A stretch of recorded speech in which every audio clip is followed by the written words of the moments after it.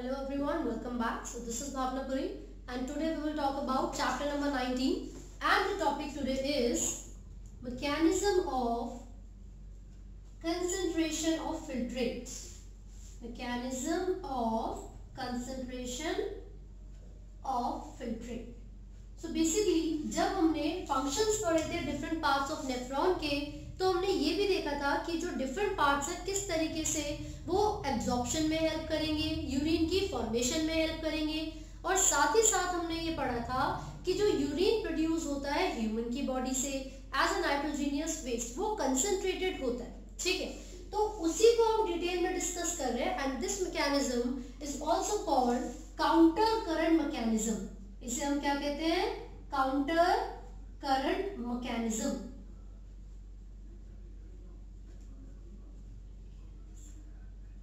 ठीक है, तो देखते हैं किस तरीके से ये काउंटर करंट मैकेनिज्म नेफ्रॉन्स के अंदर ऑब्जर्व किया जाएगा।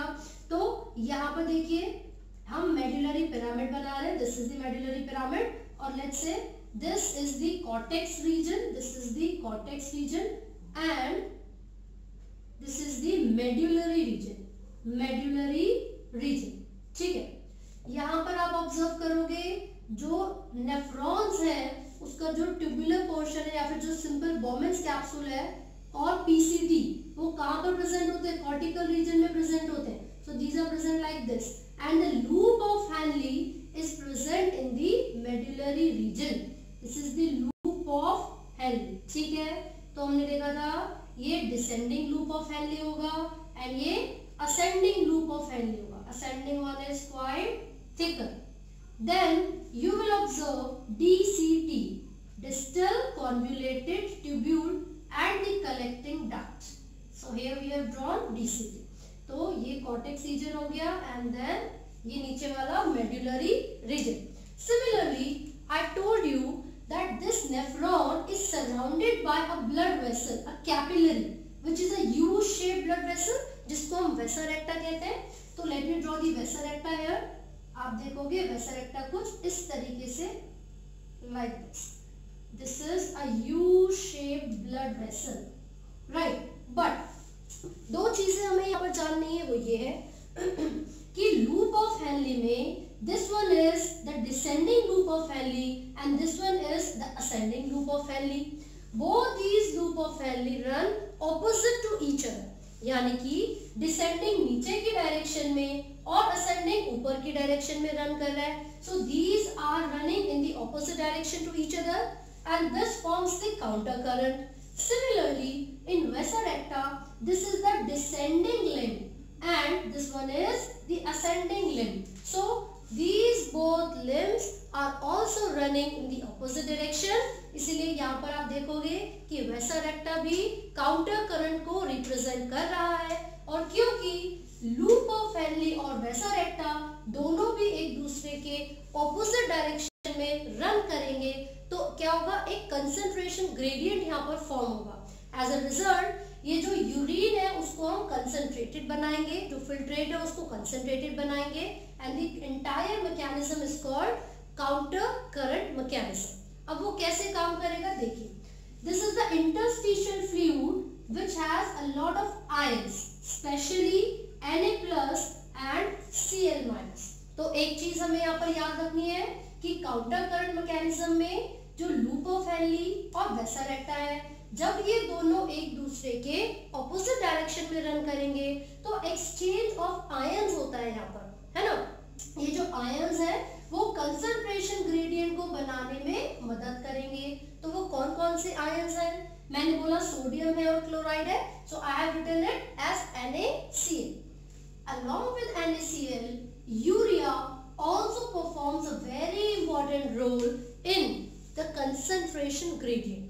तो जब तक कंसंट्रेशन ग्रेडियंट नहीं बनेगा तब तक ये जो आयंस हैं इनकी मूवमेंट नहीं होगी और एब्जॉर्प्शन ऑफ वाटर नहीं हो पाएगा.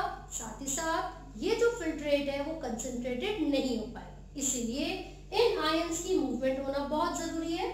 सो let me write it. This is the vasa recta. So what happens is यहाँ से ये जो यू शेप ब्लड वेसल आई थी, कैपिलरी आई थी, विच इज द वेसा रेक्टा, वो कहां पर, इस लूप ऑफ हेनली के चारों तरफ रन करती है, ठीक है। This vasa recta in the cortex region has the osmolarity of 300 osmol per liter or it may also be written as per kg। लेकिन जब हम इस कॉर्टेक्स रीजन से deep into the medullary region तक आएंगे, so you will observe the osmolarity to be 1200 osmole per litre. तो इसका मतलब ये हुआ कि यहाँ पर कंसंट्रेशन ग्रेडियंट वेरी कर रहा है। ये किस चीज की वजह से वेरी करेगा? This occurs due to the presence of NaCl and urea. So what happens is the NaCl यानी कि जो सोडियम क्लोराइड है, जब वो इसकी इंटरस्टिशियल फ्लूइड के अंदर प्रेजेंट होता है तो ये इंटरस्टिशियल फ्लूइड में सोडियम आयंस और क्लोरीन आयंस की फॉर्म में प्रेजेंट होगा, ठीक है। आप ये देखोगे कि यहाँ पर ये जो वैसा रेक्टा है, ठीक है, दिस इज द डिसेंडिंग वैसा रेक्टा। What does it do? It absorbs the sodium and chloride ions from the interstitium fluid। Interstitium fluid से सोडियम और क्लोराइड आयंस को एब्जॉर्ब कर लिया जाता है। ये कब की बात हो रही है? जब वो ब्लड वेसल यानी कि वो वैसा रेक्टा डाउनवर्ड्स डायरेक्शन में रन करेगी, right. But as soon as it moves towards the cortical region, but जैसे ही वो कॉर्टेक्स रीजन की तरफ जाएगी, in order to maintain the concentration gradient, these sodium and chloride ions are released out again in the interstitium fluid।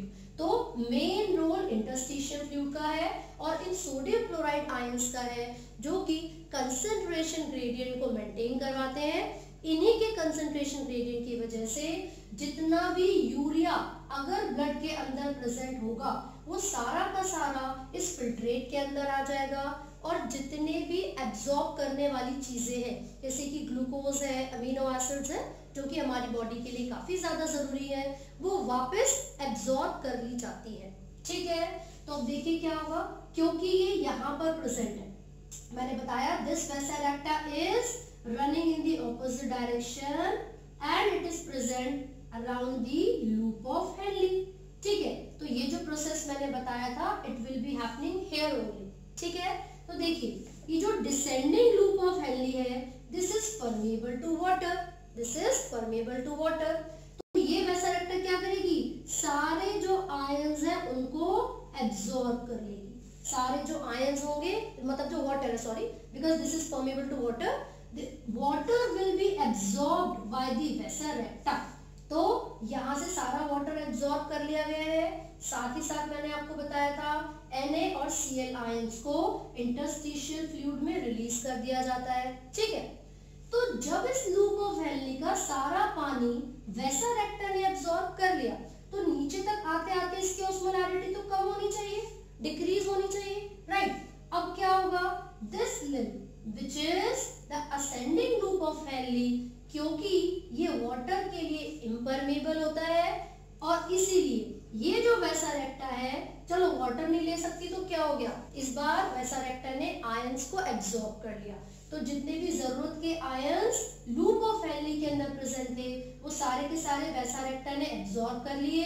अब यहाँ पर थोड़ा बहुत पानी बचेगा, लेकिन वो पानी भी डीसीटी में आकर कंडीशनल रीएब्जॉर्प्शन की वजह से एब्जॉर्ब हो जाता है और एज अ रिजल्ट जो कलेक्टिंग डक्ट तक फिल्ट्रेट आएगा, वो इनिशियल फिल्ट्रेट से, जो कि बोमेंस कैप्सूल से निकला था, उससे 4 गुना ज्यादा कंसेंट्रेटेड हो सकता है।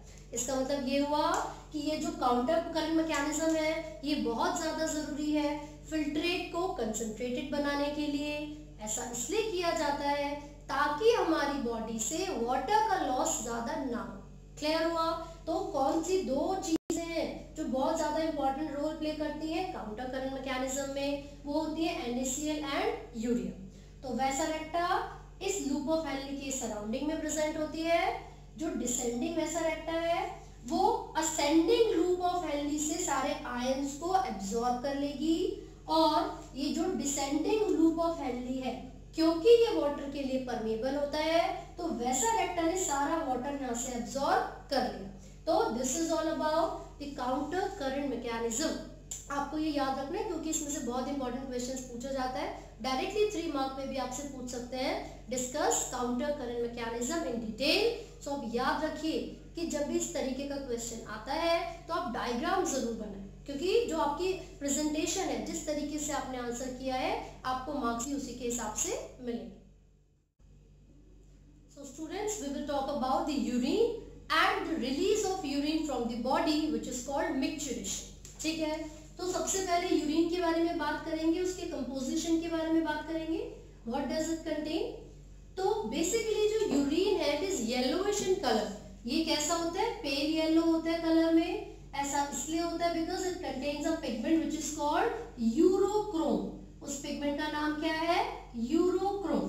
ठीक है, इसके अलावा भी यूरिन के अंदर काफी सारी पिगमेंट्स हो सकती हैं, लेकिन जो मेजर पिगमेंट है वो यूरोक्रोम है। और ये कब बनेगी? जब हीमोग्लोबिन का ब्रेकडाउन होता है। It is formed as a result of breakdown of haemoglobin. इसके अलावा भी काफी पिगमेंट्स यूरिन के अंदर प्रेजेंट हो सकती हैं, लेकिन जो मेजर पिगमेंट है which gives it a pale yellow color, उसको नाम क्या होगा? यूरोक्रोम। इसके अलावा यूरोडिथ्रिन वगैरह बहुत सारी पिगमेंट्स हो सकती हैं। देन यू विल सी कि जो यूरिन है इसकी बहुत ही पंजेंट स्मेल यानी कि ओडोर होती है। ठीक है, this is due to the presence of a chemical which is urinod. Urinod. ठीक है, अब ये जो केमिकल है ये रिस्पॉन्सिबल है यूरिन को एक पेक्यूलर स्मेल प्रोवाइड करवाने के लिए। लेकिन अगर कोई पर्सन सफर कर रहा है डिफरेंट टाइप्स ऑफ डिसऑर्डर से, या फिर कोई ऐसा पर्सन है जो बहुत ज्यादा ड्रग्स को या अल्कोहल को कंज्यूम करता है, सो दिस ओडोर में चेंज ऑल्सो, इसमें बहुत सारे चेंजेस भी आ सकते हैं। ये पंजेंट स्मेल में भी कन्वर्ट हो सकती है। वो सिर्फ इसलिए क्योंकि ड्रग्स और अल्कोहल की जो प्रेजेंस है उसकी वजह से यहाँ पर चेंजेस आएंगे। ड्रग्स एंड अल्कोहल में change the smell. Also, it may change the color too. कैसे? जब बहुत ज़्यादा concentration of these chemicals are present in the body, तो वो chemicals alter कर देते हैं यूरिन के कलर को। It may become darker due to the presence of these chemicals. ठीक है, अब यूरिन के अंदर क्या क्या प्रेजेंट होगा भाई? यूरिया प्रेजेंट होगा और वाटर प्रेजेंट होगा, है ना। 25 से 30 ग्राम यूरिया प्रेजेंट होता है, रेस्ट 80 to 90% इज वाटर, है ना। And it also contains certain proteins जैसे कि क्रेटिनिन एक्सेट्रा, है ना। तो हमने ये देखा कि जो यूरिन है उसका जो कलर है वो पेल येलो होता है due to the presence of urochrome. इसकी जो स्मेल होती है वो एक पेक्यूलर स्मेल है due to the presence of a chemical which is urinod. और ड्रग्स और अल्कोहल की प्रेजेंस से उसकी जो स्मेल है वो चेंज हो सकती है। फिर हमने देखा यूरिन के अंदर यूरिया होगा, वाटर होगा और कुछ प्रोटीन्स होंगे। जो यूरिया है वो कितना है? 25 to 30 ग्राम हो सकता है पर 100 ml ऑफ यूरिन। बेसिकली ये तो सिर्फ इसका कंसंट्रेशन आपको याद रखना है, 100 ml नहीं, बस याद करो पर डे कितना रिलीज होता है, पर डे कितना रिलीज होता है ना। तो पर डे 1 से 1.5 कितना 1 to 1.5 litre of urine release हो जाता है। तो इतने यूरिन में पर डे के हिसाब से 25 से 30 ग्राम ऑफ यूरिया एक्सक्रीट कर दिया जाता है बाय आवर बॉडी। ठीक है, साथ ही साथ मैंने बोला कि हमारे बॉडी से जो यूरिन रिलीज हो रहा है उसमें वाटर प्रेजेंट होगा, so it will be 80 to 90%, and the proteins which are excreted along with the urine are creatinine. ठीक है, क्वेश्चन ये है कि इस यूरिन को बॉडी के बाहर जब रिलीज किया जाएगा तो वो कौन से प्रोसेस से किया जाता है? So the process is micturition. Process is micturition. तो एक बार फटाफट से मिक्चुरेशन को पढ़ लेते हैं। The process of release of urine, or it is a process to void the urine. ठीक है, उसको हम क्या बोलेंगे? मिक्चुरेशन। अब ये प्रोसेस कैसे होगा? तो देखिए, नॉर्मली जब हमने स्ट्रक्चर देखा था एक्सक्रीटरी सिस्टम का, कुछ इस तरीके से था। ठीक है, लेफ्ट ये जो राइट वाली किडनी है वो थोड़ी सी नीचे थी, लेफ्ट वाली थोड़ी ऊपर थी। राइट वाली नीचे क्यों थी भाई? क्योंकि लिवर की प्रेजेंस की वजह से वो सब थोड़ी सी नीचे हो जाती है। ठीक है, so it was like this.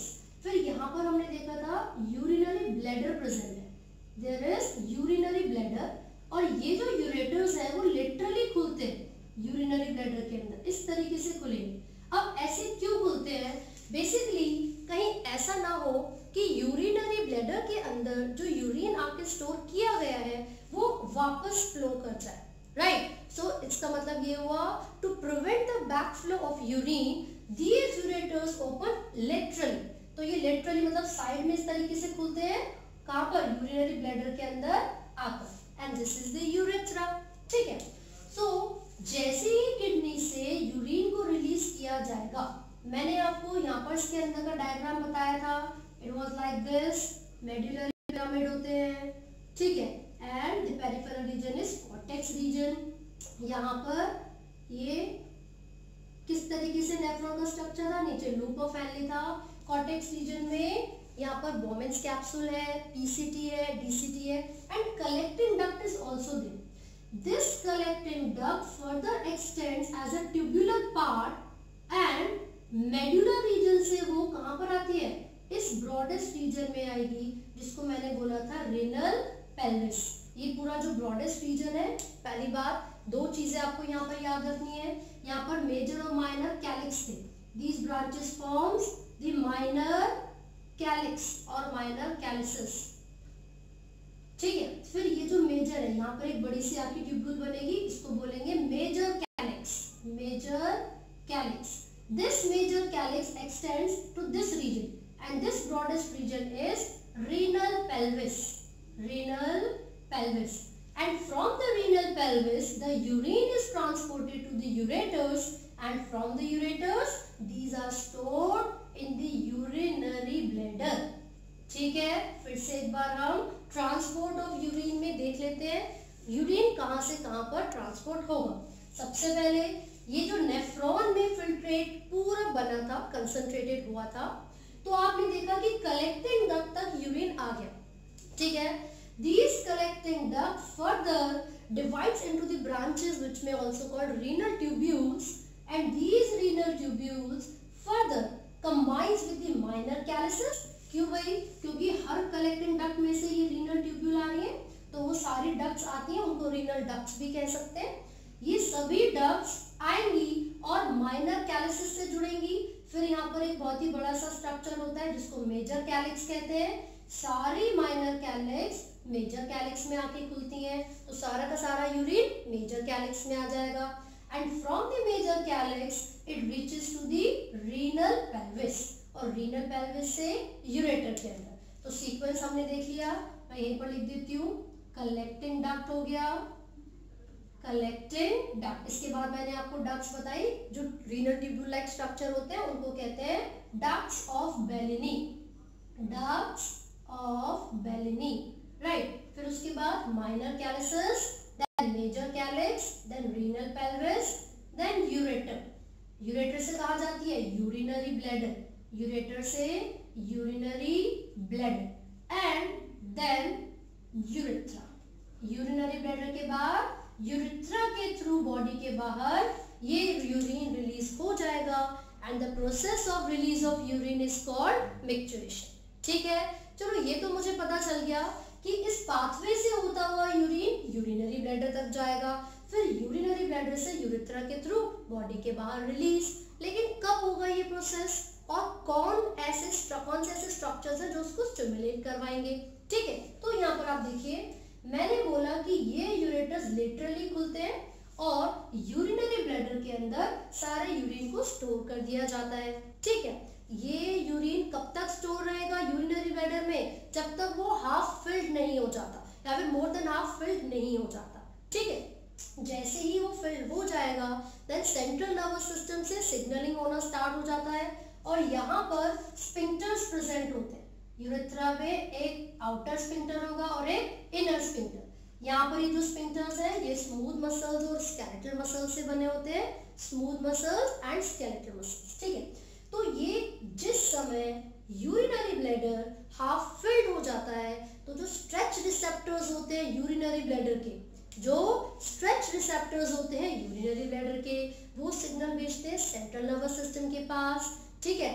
अब सेंसरी न्यूरॉन्स सिग्नल को लेकर जा रहे हैं, देन सेंट्रल नर्वस सिस्टम में सिग्नल को एनालाइज किया जाएगा, मोटर न्यूरॉन वहां से सिग्नल को लेकर आएंगे, और यूरिनरी ब्लैडर को क्या बोलेंगे, आपको क्या करना है, कॉन्ट्रैक्शन करना है। So as soon as the contraction of urinary bladder and relaxation of urethral sphincter occur, जैसे ही इस यूरिनरी ब्लैडर की कॉन्ट्रैक्शन होगी तो ये जो स्फिंक्टर थे वो क्या करेंगे, खुल जाएंगे, रिलैक्स करेंगे, and the urine will release out of the body. And because the spinal cord is involved in this process, this is also called micturition reflex. तो पहले मैं यहाँ पर लिख देती हूँ भैया कैसे हो रहा था ये micturition. Stretch receptors of urinary bladder send signals to CNS. और ये सिग्नल कब भेजेंगे, when urinary bladder is half filled, half or more than half filled. ठीक है, तो यहाँ पर CNS तक सिग्नल पहुंचा दी गए. फिर क्या होगा, CNS से सिग्नल आते हैं, वो क्या करवाएंगे, यूरिनरी ब्लैडर को कॉन्ट्रैक्शन, यूरिनरी ब्लैडर की कॉन्ट्रैक्शन करवाएंगे, एंड ये जो यूरिथ्रल स्फिंक्टर्स थे उनकी रिलैक्सेशन, उनका क्या होगा, relaxation. So as a result of this process the urine is released out of the body and the process is micturition. Since this process involves the spinal cord, this is also called micturition reflex. इसको क्या कहा जाता है, micturition reflex. Clear है. लेकिन अगर हम adults के बारे में बात करेंगे तो कई बार ऐसा होता है that adults have the ability to control the urine. वो कुछ समय के लिए कंट्रोल कर सकते हैं, होल्ड कर सकते हैं यूरिन को. तो ये जो एबिलिटी है टू होल्ड द यूरिन वो स्पाइनल कॉर्ड के कंट्रोल में नहीं है.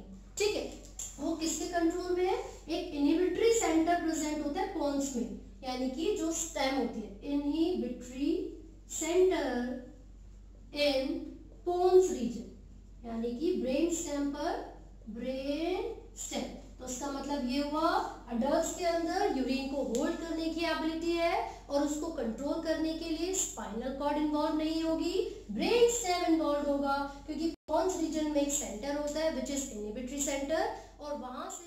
सो स्टूडेंट्स, हम ऑलरेडी यूरिन के बारे में डिस्कस कर चुके हैं. हमने ये पढ़ा था कि यूरिन पेल येलो कलर का होगा, उसकी एक पेक्यूलर स्मेल होती है, वो एक वाटरी लिक्विड है जिसके अंदर वाटर का अमाउंट ज्यादा होगा. यूरिया कितना रिलीज होता है पर डे, 25 to 30 ग्राम, और टोटल जो यूरिन हमारी बॉडी से पर डे रिलीज होता है वो कितना होगा, 1 से 1.5 लीटर. ठीक है, इसकी जो pH होती है वो 6 होगी, इसलिए बोला जाता है कि urine is slightly acidic. Right, तो अब हम बात करेंगे कि यूरिन की एब्नॉर्मैलिटीज में क्या क्या हो सकता है. तो कई बार ऐसा ऑब्जर्व किया जाता है कि यूरिन के साथ साथ कुछ अमाउंट ऑफ शुगर भी बॉडी के बाहर रिलीज हो रही है, यानी कि ग्लूकोज भी रिलीज हो रहा है. सो एक कंडीशन जो अराइज होती है उसको कहते हैं glycosuria.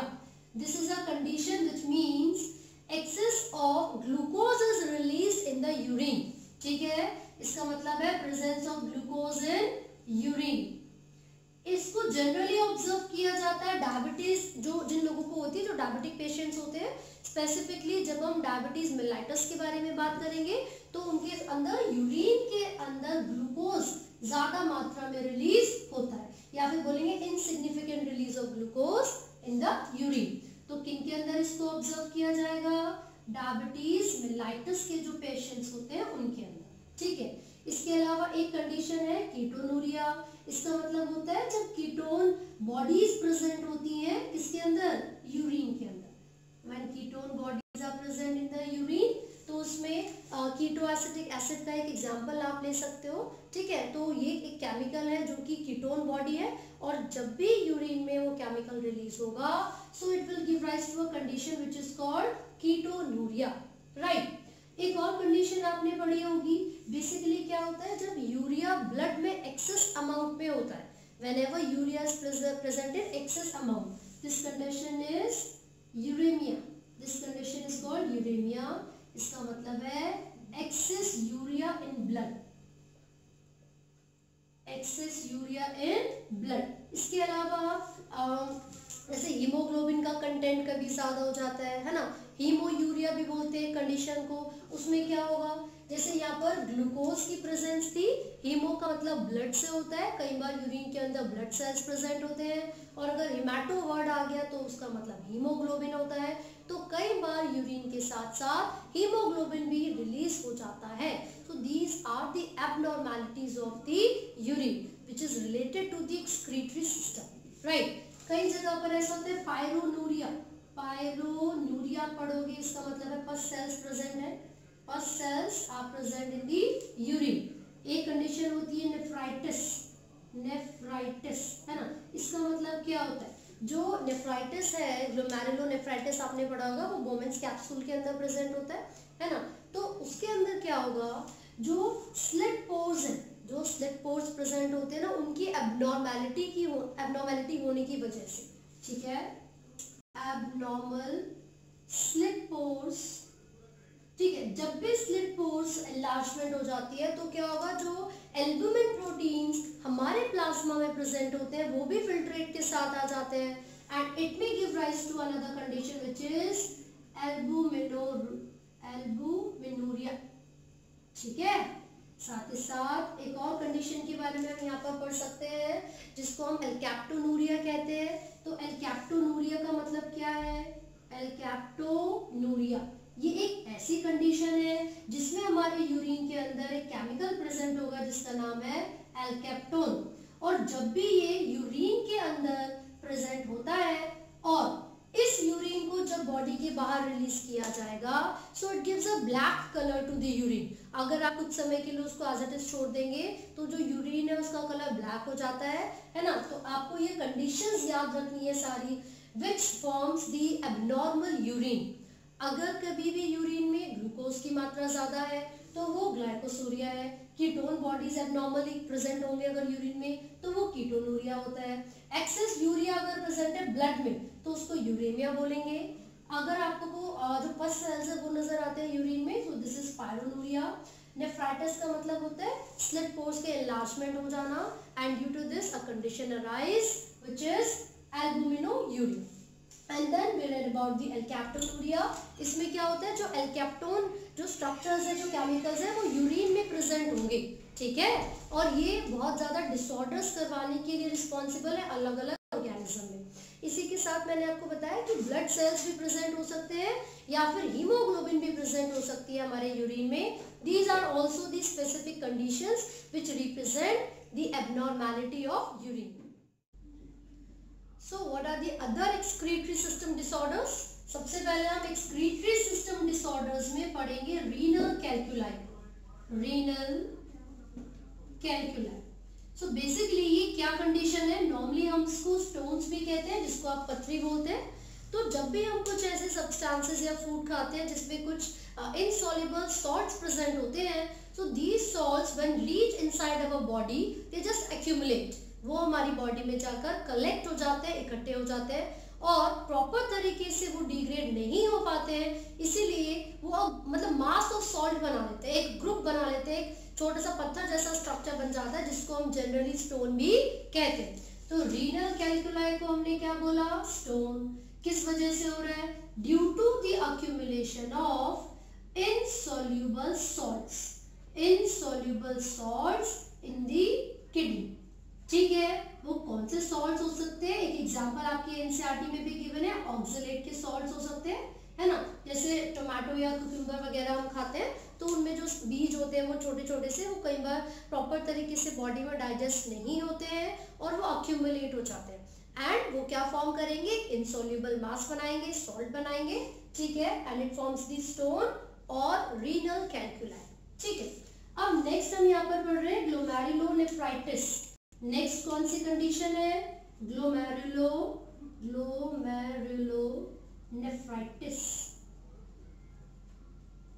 Now what happens in this condition is the inflammation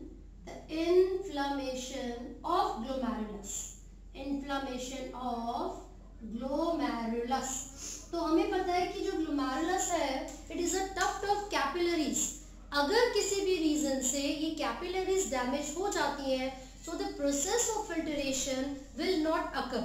तो इसका मतलब ये हुआ कि यहाँ पर जो accumulation of fats हो रहा है, कोलेस्ट्रॉल हो रहा है या ब्लड प्रेशर में किसी भी तरीके से अगर कोई भी चेंज आता है, so it may lead to the damage of glomerulus, and this condition, the inflammation of glomerulus is called glomerulonephritis. And another condition is renal failure. renal failure का मतलब है किडनी फेल हो जाना, ठीक है। तो ये एक ऐसी कंडीशन है जिसमें किडनी के फेल होने पर जो एक लास्ट ऑप्शन हमारे पास बचता है, अगर वो कम्प्लीटली खत्म हो चुकी है, कोई भी फंक्शन परफॉर्म नहीं कर पा रही है ना, तो वैसे तो दो ऑप्शंस हो सकते हैं। एक होता है डायलिसिस, हीमोडायलिसिस, जिसमें ब्लड को फिल्टर किया जाता है, and this is also called the artificial kidney, ठीक है। दूसरा होता है ट्रांसप्लांटेशन। तो ट्रांसप्लांटेशन एक ऐसा प्रोसेस है जिसके अंदर जब हमारे पास कोई भी ऑप्शन नहीं रहता और फाइनली किडनी कंप्लीटली डैमेज हो चुकी है, तो हमें किसी दूसरे इंडिविजुअल से किडनी लेनी पड़ती है। तो हम ये प्रेफर करेंगे कि ब्लड मैचिंग होनी चाहिए, टिश्यू मैचिंग होनी चाहिए, और जो किडनी हम किसी दूसरे पर्सन से ले रहे हैं ट्रांसप्लांटेशन के लिए, that person should be the relative, बहुत ही क्लोज रिलेटिव होगा। तो ये जो टिश्यू मैचिंग है, जो ब्लड मैचिंग है, वो बहुत ही आसानी से हो जाएगी। तो किडनी ट्रांसप्लांटेशन एक ऑप्शन हमारे पास रहता है जब एक ऐसी कंडीशन आती है जिसमें किडनी फेलियर या फिर रीनल फेलियर हो जाता है, ठीक है। And the another condition is haemodialysis. अब इसको हम डिटेल में पढ़ रहे हैं, हीमोडायलिसिस को। अब इसमें क्या होगा, मैंने आपको बताया कि डायलिसिस क्या है, this is also called the artificial kidney. तो इसमें क्या होगा कि वो पर्सन जिसकी किडनी डैमेज हो चुकी है, प्रॉपर तरीके से फंक्शन नहीं कर रही है, उसकी बॉडी में जो ब्लड है जिसके अंदर यूरिया कलेक्टेड है, सिंपल सी बात है, किडनी का मेन फंक्शन था यूरिया को यानी कि ब्लड को फिल्टर करना और जितना भी नाइट्रोजीनियस वेस्ट है उसको बॉडी के बाहर एलिमिनेट करना, ठीक है। लेकिन जब किडनी ही काम नहीं कर पाएगी तो यूरिया फिल्टर नहीं हो पाता, है ना। तो हम यहाँ पर एक कंडीशन यूज करें, हीमोडायलिसिस। हेमोडायलिसिस, देखिए इसमें क्या होगा, पेशेंट की बॉडी से किसी भी एक आर्टरी से generally the artery which has more blood pressure is preferred, ठीक है। किसी भी एक आर्टरी से ब्लड को पंप किया जाएगा, है ना। और कहाँ पर पंप करके लेकर जाते हैं ब्लड को, एक ऐसी मशीन, एक ऐसे डिवाइस में जो कि डिफ्यूजन के बेस पर काम करेगी, जिसका बेसिस क्या है, जिसका प्रिंसिपल क्या है, डिफ्यूजन। तो late me write it here, it functions on the basis of diffusion. Now what is diffusion, जब भी कोई सब्सटेंस हायर कंसंट्रेशन के रीजन से लोअर कंसंट्रेशन के रीजन तक ट्रेवल करता है, मूव करता है, तो उसको हम डिफ्यूजन कहते हैं, right. And it requires no ATP, clear है। सिमिलरली जब भी हम किसी पेशेंट के ब्लड को फिल्टर करेंगे using this machine, dialysing machine, तो उसमें क्या होगा, डिफ्यूजन होता है। और एक सिंपल सी लॉजिक है, अगर ये ब्लड है एंड यहाँ पर एक फ्लूइड रखा गया है which contains the plasma, यानी कि जो कंपोजिशन ब्लड का है, प्लाज्मा का है, वो सेम कंपोजिशन इस फ्लूइड का भी होगा, एक्सेप्ट द यूरिया। तो सिंपल सी बात है भाई, हायर कंसंट्रेशन से लोअर की तरफ मूवमेंट हो जाएगी। ब्लड के अंदर जो यूरिया एक्सेस अमाउंट में प्रेजेंट था, क्योंकि वो हायर कंसंट्रेशन है, तो वो हायर से लोअर की तरफ मूवमेंट करेगा और ब्लड के अंदर जितना भी यूरिया है वो चला जाएगा डायलिसिंग फ्लूइड में, which is also called डायलासेट। तो सारा का सारा यूरिया इस तरीके से फिल्टर हो जाता है, ठीक है। लेकिन जब हम आर्टरी के थ्रू ब्लड को पंप करते हैं उस मशीन तक, तो हमें उसके अंदर एक केमिकल को ऐड करना पड़ेगा, विच इज हेपेरिन। हेपेरिन क्या है, वो एंटीकोगुलेंट है।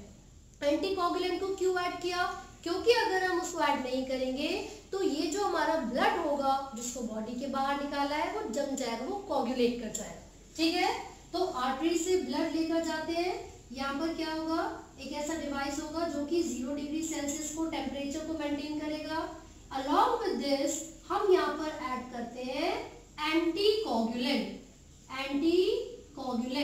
यानी कि हेपरिन को, हेपरिन। सो बेसिकली ये जितना भी ब्लड है इसको मशीन के अंदर कहाँ पर लेके जा रहे हैं, मशीन के अंदर, और उस मशीन को जब आप ऑब्जर्व करोगे तो बहुत सारे ऐसे ट्यूबुलर स्ट्रक्चर्स उसके अंदर दिखेंगे लाइक दिस। ये ब्रांच है जिसके अंदर ब्लड था, वो इस तरीके से यहाँ पर है, ठीक है। ऐसे कर करके बहुत सारे ट्यूब्स यहाँ पर बन जाते हैं इस तरीके से।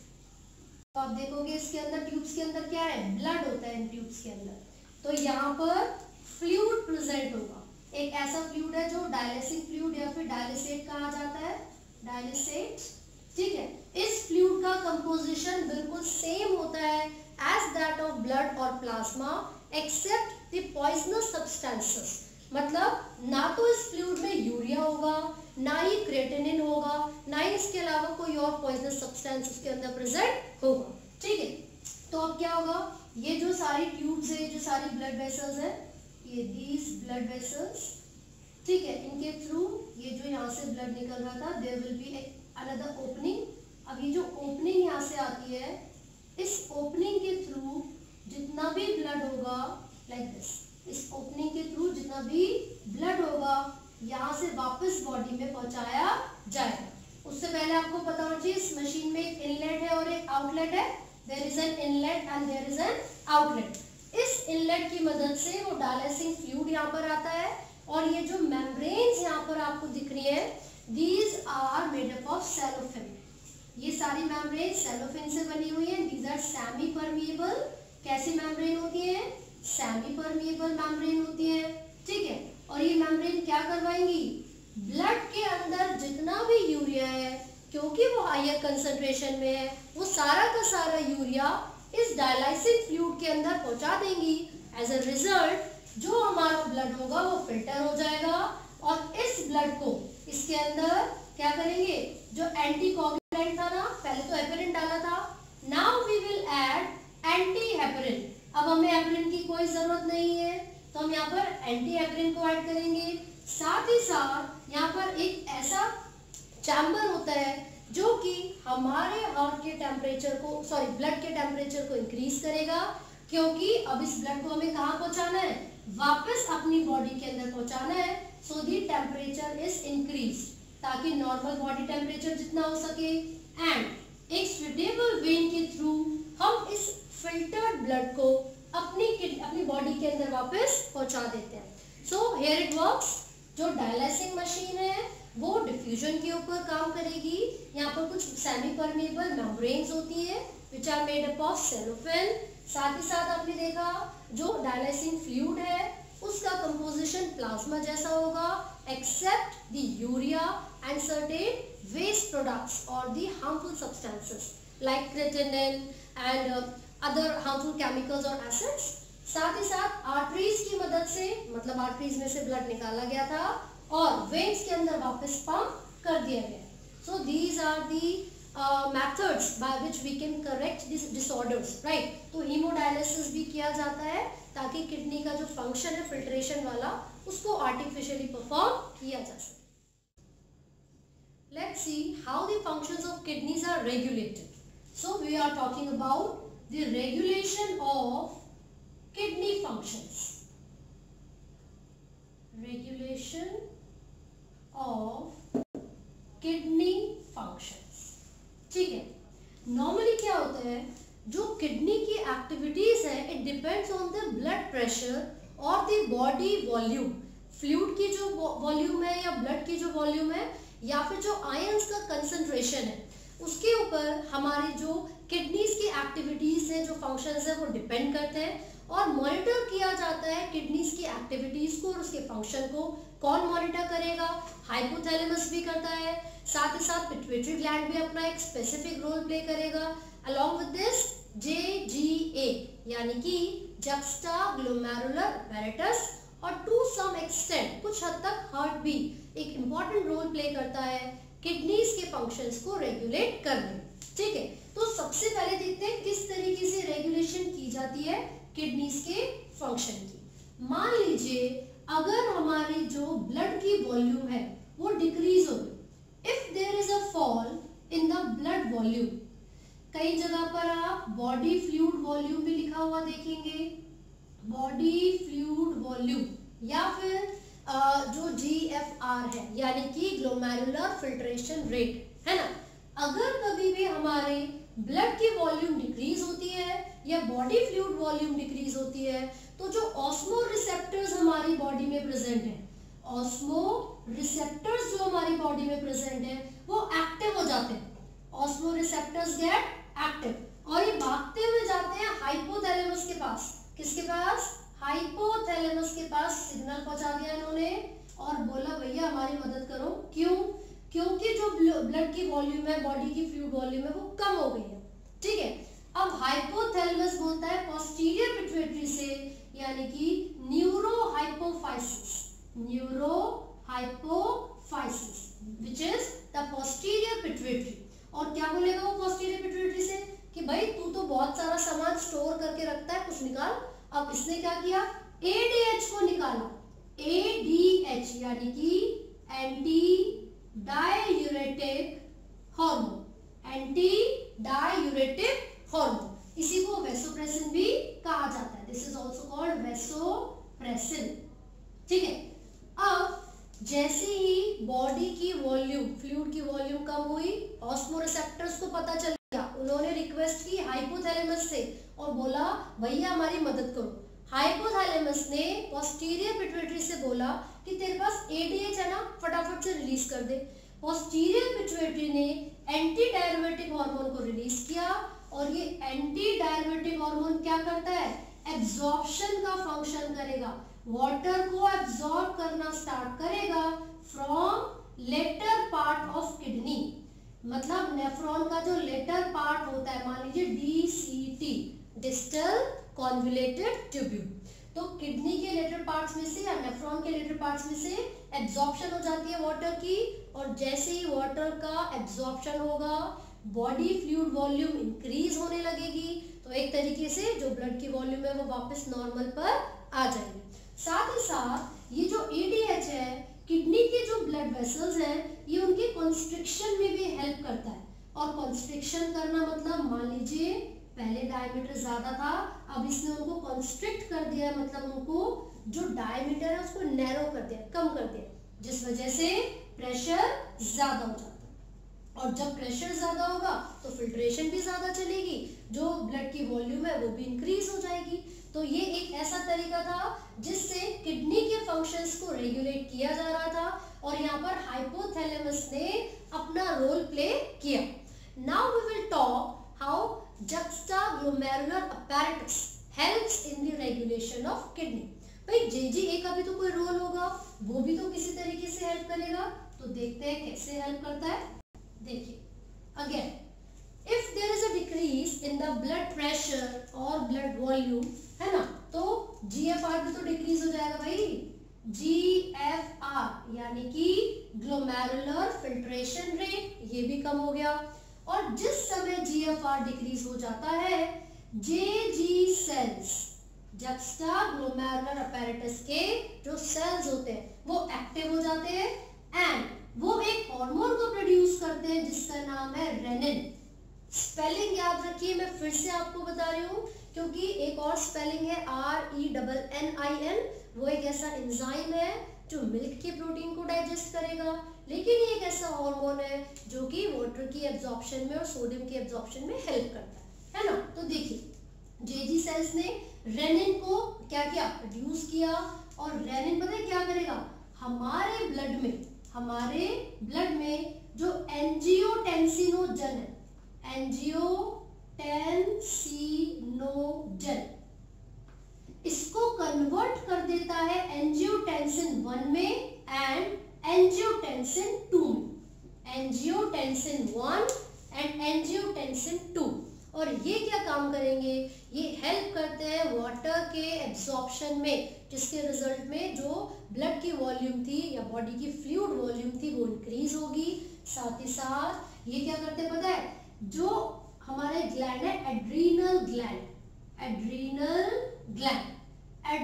ग्लैंड के ऊपर एक्ट किया जाएगा और बोलेंगे भैया एल्डोस्टेरोन को प्रोड्यूस कर दो, क्योंकि जो एल्डोस्टेरोन है वो हेल्प करता है एब्जॉर्प्शन में, साथ साथ वैसोकॉन्स्ट्रिक्टर होगा, वैसोकॉन्स्ट्रिक्टर। तो इसका मतलब है ब्लड वेसल्स की ल्यूमन को नैरो कर दिया जाएगा, जिस वजह से प्रेशर इंक्रीज होगा। प्रेशर इंक्रीज होता है तो फिल्ट्रेशन का रेट भी बढ़ेगा, यानी कि GFR भी इंक्रीज हो जाएगा। तो यहाँ पर ये लेटर पार्ट ऑफ किडनी से क्या कर रहा था, रीएब्जॉर्प्शन, ठीक है। तो ये वाटर का और Na+ का रीएब्जॉर्प्शन करता है, तो आपको ये याद रखना है। साथ ही साथ वो वैसोकॉन्स्ट्रिक्टर है, इसका मतलब है ब्लड वेसल्स को कॉन्स्ट्रिक्ट करेगा ताकि प्रेशर ज्यादा हो जाए और इवेंचुअली GFR भी इंक्रीज हो जाएगा। तो ये दोनों केसेस जो हमने डिस्कस किए हैं ये तब काम कर रहे हैं जब जो ग्लोमेरुलर फिल्ट्रेशन रेट है या फिर जो मतलब बॉडी की या ब्लड की वॉल्यूम है वो डिक्रीज हो रही है तब, ठीक है। अब जो थर्ड स्टेप जो हम यहाँ पर डिस्कस कर रहे हैं उसमें बिल्कुल उल्टा हो रहा है। उसमें क्या हो रहा है, उसमें ये होगा कि जो बॉडी में ब्लड का फ्लो है, जो प्रेशर है वो इंक्रीज हो जाता है, ठीक है। तो अगर कभी भी हम थर्ड स्टेप पढ़ रहे हैं, अगर कभी भी हमारे हार्ट के अंदर जब भी एट्रियम में ब्लड आता है, अगर जब भी हम हमारे एट्रियम की बात करेंगे तो जब ब्लड आएगा वो बहुत ही प्रेशर के साथ आ रहा है, तो क्या होगा, फिर हमारा हार्ट क्या करता है, एक फैक्टर को रिलीज करता है जिसका नाम है ANF, एंटी नेट्रिटिक फैक्टर। क्या नाम है इसका, एंटी नेट्रिटिक फैक्टर, ठीक है। तो ये जो एंटी नेट्रिटिक फैक्टर है इसका जो फंक्शन है वो क्या है, ये वैसोडाइलेटर होता है, दिस इज वैसोडाइलेटर। और वैसोडाइलेटर का मतलब ये होगा कि वो ब्लड वेसल के डायमीटर को बढ़ा देगा, और जब डायमीटर बढ़ता है तो प्रेशर डिक्रीज हो जाता है, डायमीटर बढ़ेगा तो प्रेशर डिक्रीज हो जाएगा, और प्रेशर कम होगा तो उसका मतलब है जो ब्लड फ्लो था it will get back to normal, क्योंकि इनिशियली यहाँ पर जो ब्लड फ्लो था वो ज्यादा था, यहाँ पर जो ब्लड फ्लो था वो ज्यादा था, ठीक है। इस ज्यादा ब्लड फ्लो की वजह से ही हार्ट ने ANF को, हार्ट के कौन चैम्बर ने, एट्रियम ने ANF को रिलीज किया था, जिस वजह से वो वैसोडाइलेशन करता है और जो ब्लड का फ्लो है वो वापस नॉर्मल पे आ जाता है। साथ ही साथ it keeps a check on renin angiotensin mechanism, renin angiotensin mechanism. तो यहाँ तक आपको अच्छे से पढ़ना है, जिसमें हमने कवर किया है regulation of the kidney function, accessory excretory organs. So now we will talk about those organs other than kidneys that help in the removal of waste. ठीक है, जितना भी रिमूवल होता है वेस्ट का किडनी के अलावा वो कौन करवा रहा है, so let's see, these are the accessory excretory organs. तो कौन कौन से ऑर्गन्स है किडनी के अलावा, जैसे कि सबसे पहले हम लंग्स की बात कर लेते हैं। जो लंग्स हमारे पास प्रेजेंट है वो क्या काम करेंगे, डिफ्यूजन का फंक्शन वही परफॉर्म करते हैं, because they have those vascularized bag like structures, यानी कि एल्वेलाई। तो जो एल्वेलाई है वो O2 और CO2 के डिफ्यूजन के लिए, यानी कि रेस्पिरेटरी गैसेस के डिफ्यूजन के लिए बहुत इंपॉर्टेंट रोल प्ले करती है। उसके रिजल्ट में होता क्या है, जो CO2 है which is not necessary for us to perform the functions, हालांकि CO2 की बहुत सारी एक्टिविटीज हम परफॉर्म करते हैं, but since it is removed, क्यों, क्योंकि जो CO2 है उसका जो डिफ्यूजन O2 के साथ हो रहा है, depending on their demands O2 को हम स्टोर करेंगे एंड CO2 को रिलीज करेंगे। तो वो किसकी मदद से होता है, लंग्स की मदद से होता है। तो लंग्स क्या हुए, ऐसे एसेसरी ऑर्गन्स हुए जो कि CO2 को रिमूव करने में हेल्प करते हैं। Next we will talk about liver. अब देखते हैं कि जो लार्जेस्ट ग्लैंड है यानी कि जो लिवर है वो किस तरीके से वेस्ट को प्रोड्यूस करने में या रिलीज करने में हेल्प करेगा। आपने बाइल पिगमेंट सुनी है, बाइल पिगमेंट्स में बिलिरुबिन और बिलीवर्डिन, बिलिरुबिन एंड बिलीवर्डिन, ये दोनों पिगमेंट्स हमने पढ़ी हैं।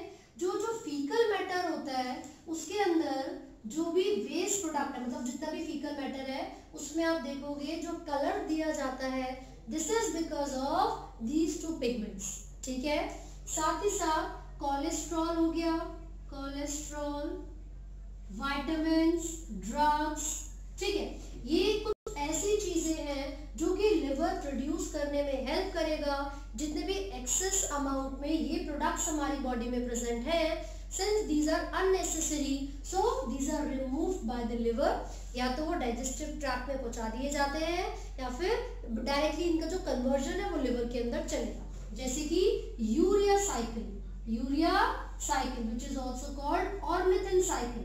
ऑर्निथिन साइकिल ये कहाँ चलता है? लिवर में चलता है। तो जितना भी पॉइजनस अमोनिया था उसको यूरिया में बदलने का काम कहाँ पर चल रहा था? इन दी माइटोकॉन्ड्रिया ऑफ लिवर। तो ये आपको याद रखना है। इस तरीके से लिवर एक और फंक्शन परफॉर्म कर रहा है, वो है यूरिया को वेस्ट, यानी कि जो urea as a waste product है उसको रिमूव करने में हेल्प करना, ठीक है।